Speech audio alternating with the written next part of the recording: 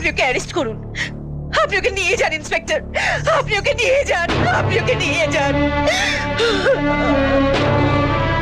বিশ্বাস করুন ইন্সপেক্টর, বিশ্বাস করুন, আমি আমার ভগ্নিপতিকে মারিনি। আমি আমার ভগ্নিপতিকে চুমা, চুমা তুই একটু ইন্সপেক্টরকে বুঝিয়ে বল না। হ্যাঁ, আমি কি রাজকে মারতে পারি বল? তুই যে ধরনের মানুষ তাতে তুই সবকিছু করতে পারিস।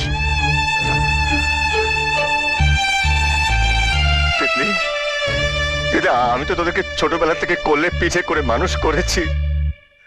তোরা তো আমাকে চিনিস।